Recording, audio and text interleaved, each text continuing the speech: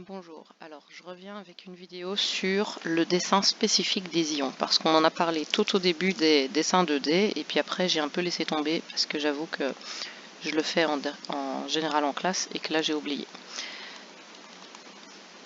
Alors, les dessins des ions, il y a deux possibilités. Soit j'ai un ion positif. Alors ça arrive en général jamais. Pourquoi? Parce qu'en gros, les ions positifs que vous avez, c'est des atomes qui ont perdu leurs électrons, du genre Al, qui était comme ça, qui s'est transformé en Al3+. Donc la seule chose que vous ayez à dessiner, c'est le Al avec le 3+. C'est ce qu'on dessine dans le cas des liaisons ioniques dans le cation. Donc ça n'a pas de grande difficulté et du coup pas de grand intérêt à dessiner. Par contre, les ions négatifs.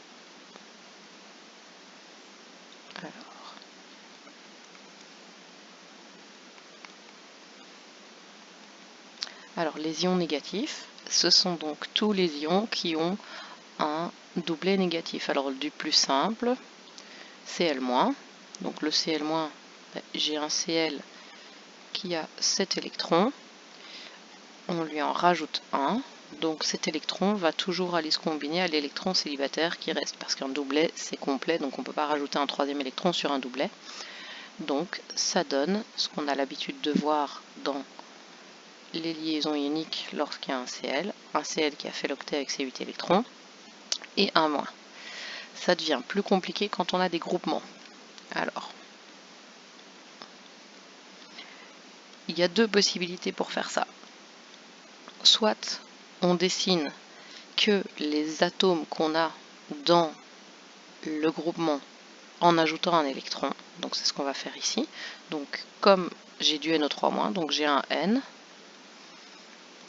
j'ai 3 oxygènes, donc je ne sais pas trop comment ça va se placer, donc je place mes 3 oxygènes un peu n'importe où, on verra au niveau de la forme 3D par après.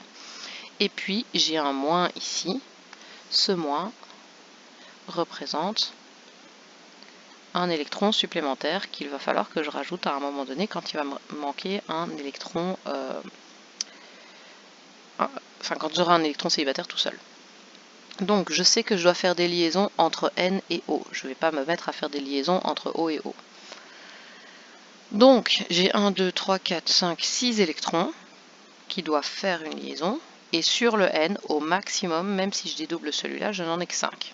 Donc il n'y a pas 36 possibilités. Je vais lier ici.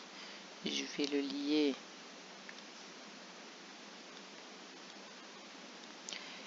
ici. Et je vais lier celui-là ici.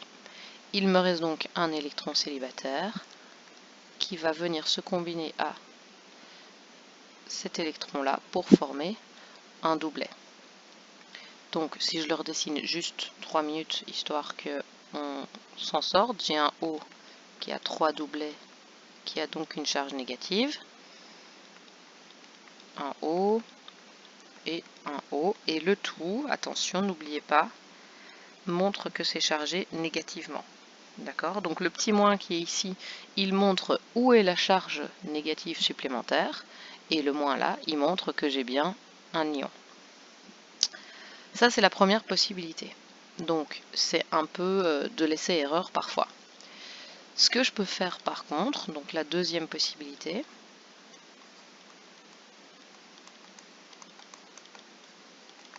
c'est de me dire, ok, NO3-, je peux trouver une molécule, donc je complète la molécule avec des hydrogènes. Donc la molécule complète, ce serait par exemple HNO3. HNO3, je sais que ça va se lier avec un N, les 3 oxygènes et le H à l'extérieur. Donc si je fais, je vais avoir un, je vais les placer déjà parce que je sais ce que ça va donner. Donc j'ai cet oxygène là qui va faire 2 liaisons avec mon N, cet oxygène-ci qui va faire 2 liaisons en cassant le doublet de l'azote, et cet oxygène là qui sera lié au N, et cet électron là qui va être lié au H. Ça c'est mon HNO3. Et je sais que dans un HNO3, pour passer de HNO3 ANO3, j'ai fait quoi? J'ai enlevé un H+. Un H+, c'est un H sans son électron. Donc ça veut dire que ce petit électron-là, il va se rabattre, parce qu'il n'est tendu en forme de liaison que lorsqu'il a quelque chose à relier. S'il n'a rien de lié, ben, il va se rabattre, on dit qu'il se rabat sur l'oxygène pour former le fameux doublet, donc le même qui était là. Et donc j'ai un oxygène, lié au N, au O, au O, avec le moins supplémentaire qui est ici. Donc c'est les deux possibilités. Normalement, la première fonctionne toujours, c'est parfois un peu plus chaotique, et la deuxième fonctionne forcément, étant donné que en fait vous dessinez une molécule ternaire et puis vous enlevez juste les H. Alors je vais l'illustrer avec le SO4 2-. Alors il n'y en a pas 36 hein, des ions de toute façon que vous pouvez dessiner. Le SO4 2- et le PO4 3- pour le moment. Donc vous mettez en pause, vous essayez de les faire et puis vous rallumez la vidéo. Donc dans SO4 2-, j'ai un S et j'ai 4 oxygènes. Si je réfléchis, la molécule d'où elle vient, donc je vais faire les deux méthodes en une, comme ça, ça me fait gagner du temps.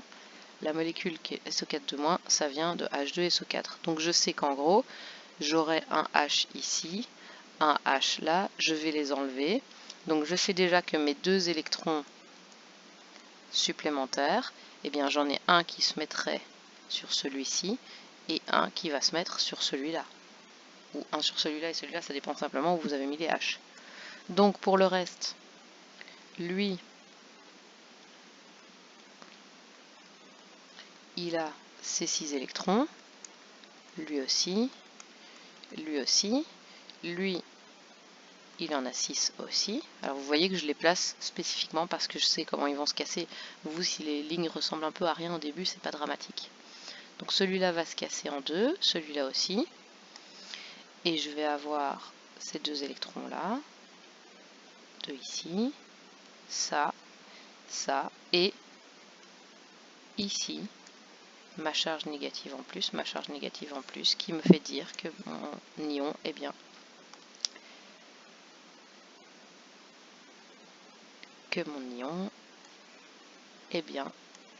-2.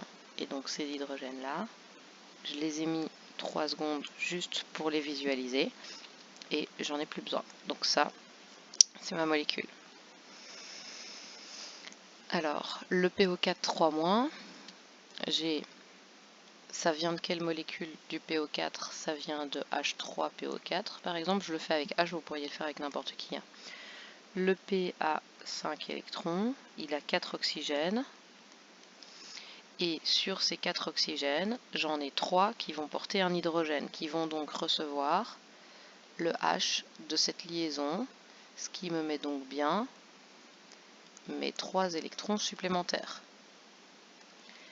Donc les oxygènes en plus, ils en ont 1, 2, 3, 4. 1, 2, 3, 4. 1, 2, 3, 4. Donc ils vont faire une liaison comme ça, une comme ça, comme ça. Le doublet se casse.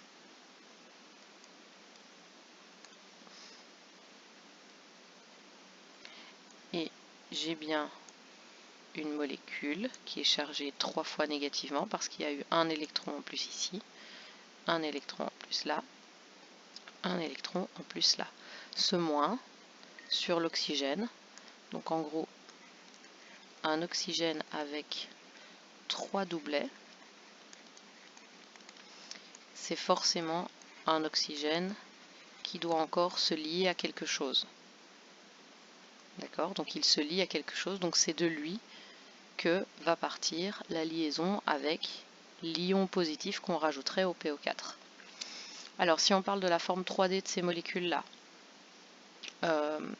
la forme 3D de ça, c'est un tétraèdre, parce que j'ai un P qui fait des liaisons dans 4 directions différentes. Ici, même chose. Ici, j'ai un N qui fait une direction, deux directions, trois directions, pas de doublet électronique ici, donc ça va être un triangle plane. Donc voilà, les ions, c'est pas beaucoup plus compliqué que ça. Alors, il y en a qui sont plus compliqués, du genre, si on veut essayer de faire le S2O3 2-, on va mettre H2S2O3 2-, là, ça va être un peu plus galère. Donc j'ai un S avec 2 doublets, 2 électrons. J'en ai 2. Puis j'ai 3 oxygènes. Alors, je les place comme ça, mais je ne sais pas trop à quoi ça va ressembler. Et j'ai 2 électrons célibataires. Alors,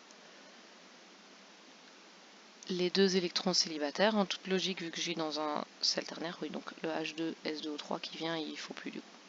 Vu qu'il vient de... Attendez, je vais rechanger mes couleurs, comme ça on respecte la bonne logique que j'ai utilisée jusqu'ici. Donc en toute logique, les électrons des hydrogènes devraient venir sur 2 oxygènes. Donc on va en mettre un ici, et on va en mettre un là. Ça formerait donc le doublet moins et le doublet moins. Ensuite, j'ai encore quoi?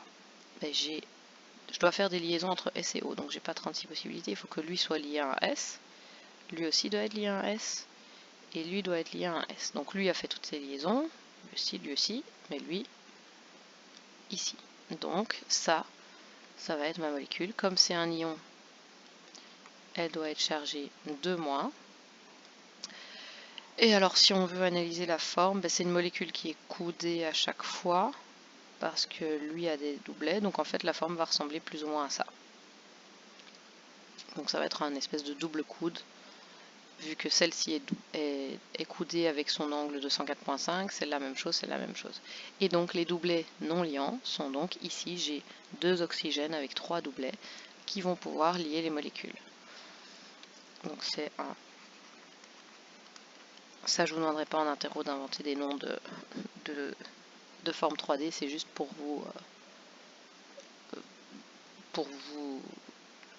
votre culture, quoi. Alors, si on parle de la polarité, maintenant, un truc que j'ai oublié de dire dans la polarité. J'ai dit que les molécules polaires étaient... je l'ai dit, mais sans que ce soit précis. Donc, j'ai dit que les molécules ioniques étaient d'office polaires, parce que les molécules ioniques, elles ont des charges entières. Les ions, ils vont toujours être polaires aussi. Pourquoi? Parce qu'en gros, si vous regardez sur votre molécule et que on va mettre les charges, donc j'ai un N qui est 5 delta plus, un O qui est delta moins, un O qui est 2 delta moins, un O qui est 2 delta moins. D'accord? Donc, les charges négatives et positives vont, comme je suis dans un triangle, elles vont être... elles vont s'annuler. Mais par contre, il me reste bien une charge de toute façon. Donc en fait, dans les ions, il y a toujours une charge, il y a toujours un côté moins. Alors les ions ne vont pas être polaires au sens d'avoir un pôle positif et un pôle négatif, mais ils vont avoir une charge qui va les rendre réactifs et qui va les rendre polaires. Parce qu'on verra exactement après les propriétés des molécules polaires. Donc un ion est polaire, d'office toujours, car il possède au minimum une charge entière qui est due à l'électron supplémentaire. Voilà, ça c'était le dessin des ions. Alors vous n'aurez pas 36 ions si vous regardez dans le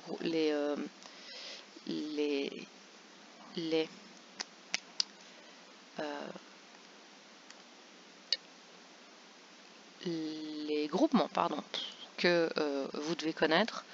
Il y a des choses du genre le CR2O7, le CrO4, nitrite, nitrate, phosphite, phosphate, sulfite, sulfate, mais il n'y en a pas 36.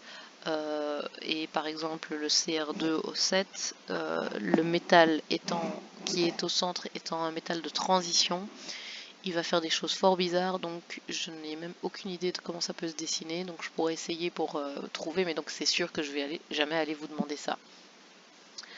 Donc voilà, donc vous allez voir que c'est toujours pareil. Refaites bien ceci, histoire de maîtriser la méthode et d'être sûr de ce que vous faites.